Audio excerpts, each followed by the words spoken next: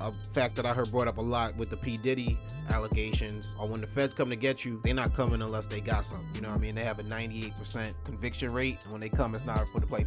What's good, y'all? It's your man DJ Playboy back with another episode of the Perfect Talk podcast. Back in the building for y'all. Happy to be here too, man.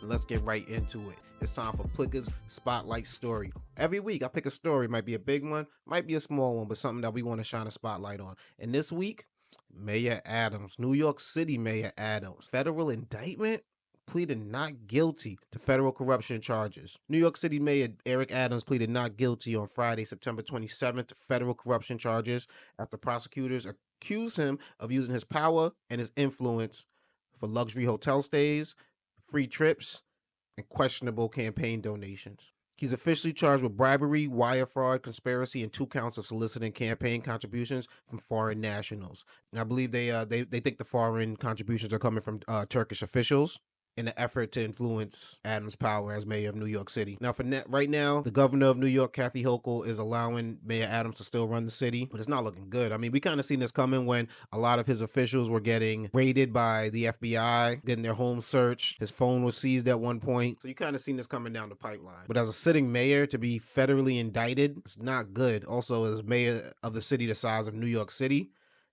it ain't looking great out here. The Adams staffer also agreed to speak with FBI agents and falsely denied the criminal conduct of herself and Adams, among others. At one point during her voluntary interview, the Adams staffer excused herself to a bathroom and while there, deleted the encrypted messaging application she had used to communicate with Adams, the promoter, the Turkish official, the airline manager, and others. She deleted WhatsApp during her interview. A fact that I heard brought up a lot with the P. Diddy allegations, or when the feds come to get you, they're not coming unless they got something. You know what I mean? They have a 98% conviction rate, and when they come, it's not for the play. Now, Eric Adams is claiming that he's the victim of racial targeting. He said that he and other black mayors throughout the country are being targeted in an attempt to take them down and remove them from power. There also is a set up system for mayors or any politicians in this country to do this type of thing through, like fundraisers and things of that nature, where it kind of like washes it clean. So why it was done in Eric Adams' case so brazenly as a head scratcher. It's either he has Diddy levels of brashness and feeling that he can get away with violating the law. He is a former cop in the NYPD, or it's just Diddy levels of stupidity.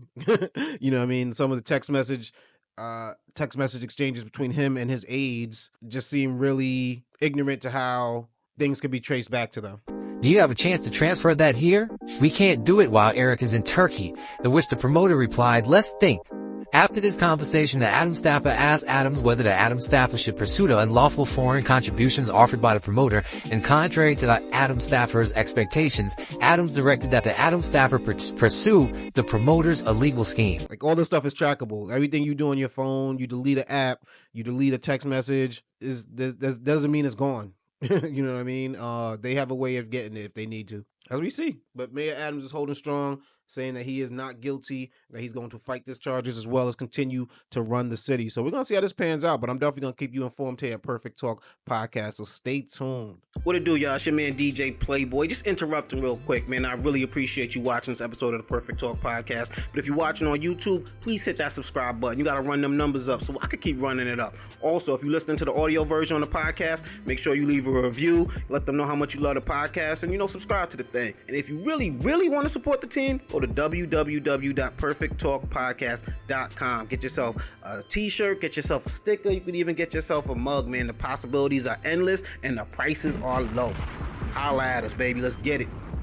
And next up, we're going to move on to one of my favorite segments here on the Perfect Talk Podcast, and it's called Have You Heard?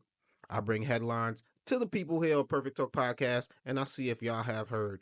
This past week, man, let's start off messy. It was Offset and Cardi B right there on Instagram Live, going hard, putting all they dirty laundry out here in the streets for us all to see. Now, if you don't know, the couple recently just gave birth to their 3rd child, and they're also in the middle of going through a divorce, which seemed pretty amicable until this past week when it got a little messy. Cardi B took to Instagram, was, talking that talk, airing out some laundry about how she felt about Offset, and Offset took to the comments, you know what I mean, and let his feelings be heard. When people be saying like narcissist, and everything, I be like, do y'all even know what that word mean? But now I really do see what's a narcissist. You know what's so crazy? I find it so crazy, right? That a nigga think that they could just buy a bit. You know what I'm saying? I love me, but you can buy me no more, mother. And it's so crazy that a think that that's enough. It's not enough, honey. It's just not enough. Some things were said, you know what I mean, and it's very entertaining. It's out here for us all to judge and see, because they're putting it out here for us all to see and judge. But however, it is a little disappointing, you know what I mean? I hate this trend that we got in like minority culture and urban culture, where it's like, just because things don't work out between you and your significant other doesn't mean now you have to, like, just totally shit on them, just totally, you know what I mean, try to break them down. Now, whether you're still jealous, whether you want to get back, at the end of the day, you got kids with this person. Like, your kids are gonna get old enough where they consume social media, whether you believe it or not, and they're gonna be able to see the way you spoke about your kid's mom. The way things that you said about your kid's dad, and for them to be airing it out for our entertainment is one thing, but the fact that they are an actual family, there are people who are involved in this. That's the part that is very disheartening to me. Things were said that, you can't take back. Like, Cardi was saying that she's always been too good for Offset. She's too much woman for him, that he has to mess around with other women just to feel, like he's not at the bottom, he's not scum. Think that they could on anything. But when I start talking to niggas, you want to play those games with me? We're going to play them games too. Since you want to threat me, talking about you want to take my you want to take my because I'm moving on? Move on. Why can't you move on? It's no fun when mama got the gun, right? It's no fun when I'm slanging right? Now we're going to court war, right? Get off my phone. I don't give a I'm tired. That's harsh, dog. You know what I mean? Whether that's their real feelings or they just saying that out of their emotions. It's like, y'all was married, you know what I mean? Y'all obviously have feelings for each other. Like, two people who don't care about each other are not gonna act like this.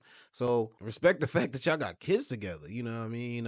I can't cut any of them slack, because, you know what I mean, I'm a little bit older than them, and I've done my nonsense relationships. So, to each his own, and we all go through it and learn it in our own time. But I just hate to see it, you know what I mean? I was giving them props on this podcast about like 2 weeks ago, that, you know what I mean, seeing like that they're building that family, and that, you know what I mean, hopefully they can continue building and work amicably. But it's not looking great, you know what I mean? And things are gonna happen like that in relationships. People are gonna move on, but there's a way to go about it that's not like, I don't know, I always think it's more swaggier to just kind of keep your cool, keep your composure, keep things, in house. Like, that's to be airing it out, because now you getting beef with somebody else. It's the first thing they bringing up, you know what I mean? And things are said that in just my experiences, we get over in a day or two.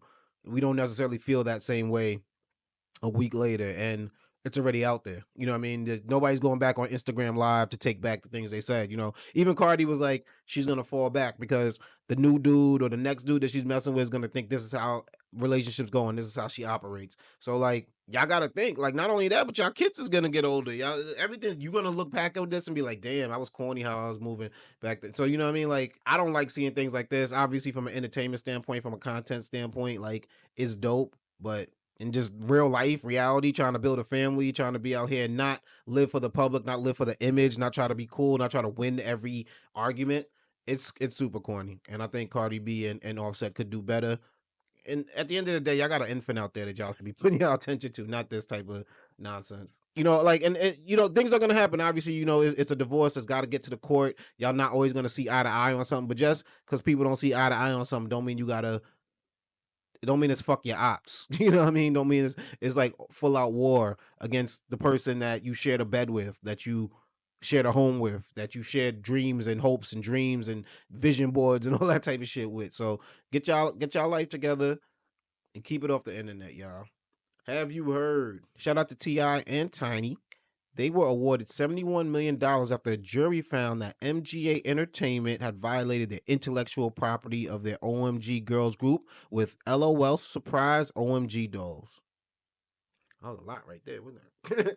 A lot of acronyms in that. But I remember when this was a big case, you know what I mean? I remember T.I. had come out with a music group called the OMG Girls, you know what I mean? I believe it was a kids group that they were rocking with.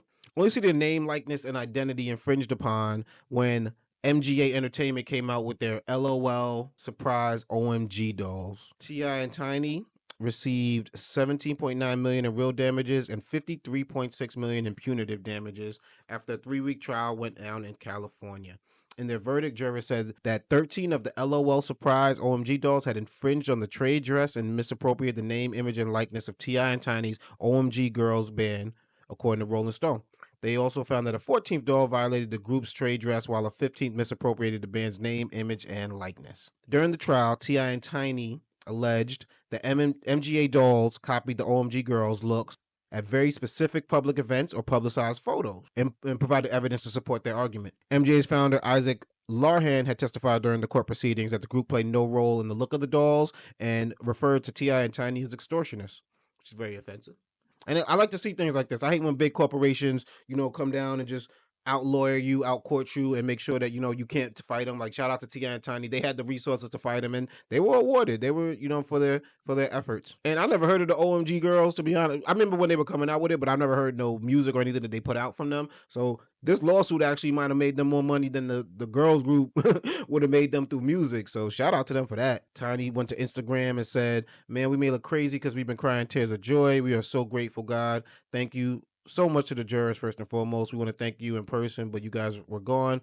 To our amazing dream team, you guys killed it. We owe you everything." And it's dope to see, former rappers. And I wouldn't even call T.I. a former rapper because I believe he dropped music within the past year. But it's dope to see, rappers that had way bigger buzz maybe a decade ago, still in the news for something positive. Something else I saw T.I. do this week was shut down his son's video shoot. Him and Boosie shut down their son's video shoot, letting them know what they was doing was ignorant. They was perpetuating violence. They were perpetuating gun use, drug use. They were, being a little bit more hood than they probably grew up. Let's call a spade a spade. I've been seeing him around too there a lot. You gonna raise your own hand? I've been seeing him around too. Huh? But when you got drugs, it ain't. I know that. When y'all got drugs around those legal guns, That called it's not legal. possession of a firearm and commission of a crime, sir. That is a felony. Yeah. Thank you. Yeah. You been around too there a lot, man. You gotta talk. Yeah, you gonna be taking some licks. You been hanging. We seen this type of thing before with T.I. and King Harris, letting them know, you were raised a certain type of way. You're not from the hood. You're not going to do this. And, T.I. and Boosie did not like what they seen. Boosie's son and T.I.'s son, King Harris, it was on the video. They had the girls back there. They was doing their damn thing, pulling out guns, talking about drugs, typical things you see in rap videos. You know what I mean? Now, this video looks like it was filmed a little while back when King was rocking the blue raspberry color hair twist. But it just started to make the light of day, and people found it funny the way that, T.I. and Boosie, former gangster rappers, kind of just shutting it down and letting them know. But it would be silly if it was the opposite. If I saw T.I. and Boosie, perpetuating King and what's his kid's name? Raw.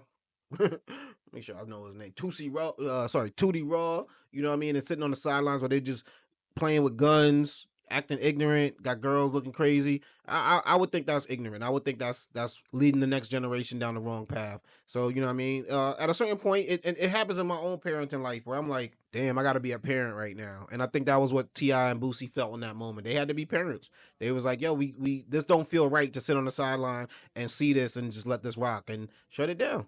I said, nah, I ain't doing that. We ain't. And honestly, he's putting some real game on them because they both been through their own legal situations regarding guns, regarding drugs. So they're like, yo, why are we gonna give you the game that's gonna help you to avoid that?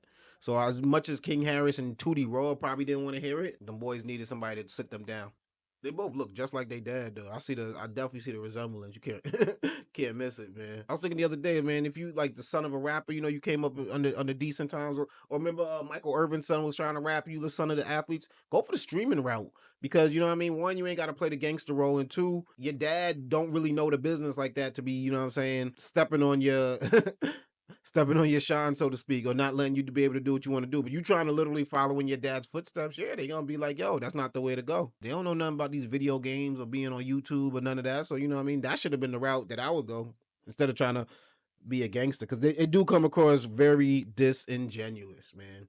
Have you heard Chingy was scheduled to perform at a Republican LGBTQ event, but backed out of it at the last minute due to public backlash? After going back and forth on social media saying, you know, what he should be allowed to do, that he's just, I think, tweeted out, I'm going to say this one time, my job is to perform and I get paid to perform. You know, that was a Chingy tweet right there. Not care about politics, not fine. Now y'all find something else to do with y'all time. I get it. You know what I mean? Like Chingy's like, oh, there was a check out here, I'm going to go get it. But he didn't expect the public backlash that was going to come from him teaming up with Donald Trump Jr. on a wild lineup at I believe this was at Kid Rock's bar too, right? If I'm not mistaken. Yeah. So, you know what I mean? Like it was going to be a wild event. And Chingy was the headliner, which is a head scratcher in itself. He was about to go do it for that bag and backed out at the last minute, tweeting out, you know what? Just because I don't want to be in the middle of this mess, I have declined performing. And then, no, I am not Trump supporter nor supporter of anyone else but Chingy. There you have it. He wrote that in the comments section of a Baller Alert Instagram post. So, you know, I guess begrudgingly backing out of it. I haven't seen any footage of him performing at it, so it looks like he did indeed decide that he was going to back out of it because the public backlash was way too much. And, I mean, stand on business. If that's how you felt, if you really needed that bag or wanted just to get that bag, go get it. You know what I mean? Like, I don't think people should be maligned for their political, you know, views. Like, I guess maybe keep it more private or keep it to yourself because you put yourself out here the same way Cardi B and Offset are putting themselves out here when they do air out their dirty laundry on Instagram Live. Like, you being an Amber Rose, by you being like a Chef G and appearing at a Donald Trump event, I guess you are putting out to the public and got to take what come with that. But I'm not a fan of people being punished because of their political views. You know what I mean? In the case, I heard the singer Chappell Roan, she's getting backlash because she hasn't supported Kamala Harris publicly. She hasn't, or publicly, you know, put her hatred towards Donald Trump. She's like, yo, I'm not really into politics. I'm not gonna endorse any candidate. I'm not gonna shit on any candidate. And the LGBTQ community that showed her a lot of love is not feeling that, you know, partially because they don't think Donald Trump is a friend to that community because of his Project 2025 agenda. They like, yo, Chappell, you got to talk up. And some people don't want to get into politics. Some people know they live by that old school rule. We ain't gonna talk about religion or politics. And you got to take what comes with that. But Chingy definitely, you know, caved to the pressure. It was like, nah, I ain't gonna do it. Not gonna do it. Not gonna. He fought it. He fought it for a while. He was going back and forth with y'all on Twitter, but said, nah, it ain't the place for him. That ain't the move right there. And like that's another episode in the books, y'all. It's the Perfect Talk Podcast over here. I'm your guy, DJ Playboy. Catch me on X at DJ Playboy. Catch me on Instagram at Plickapeezy, PLICCAPEEZY. Also follow the entire massive on Instagram at Perfect Talk Radio. And if you want some more, you can head over to the website, www.perfecttalkpodcast.com. Every episode of the Perfect Talk Podcast, everything DJ Playboy right there. And of course, you can get yourself some merch. You know what I'm saying? We got the Perfect Talk mugs on deck. We got stickers, we got t-shirts, we got all of that. So, you know what I mean? Holla at the team, show your support. And like that, we gonna get up out of here, man. Spread love is the Brooklyn way. It's your guy, DJ Playboy. I'm gonna keep holding it down for y'all. Peace.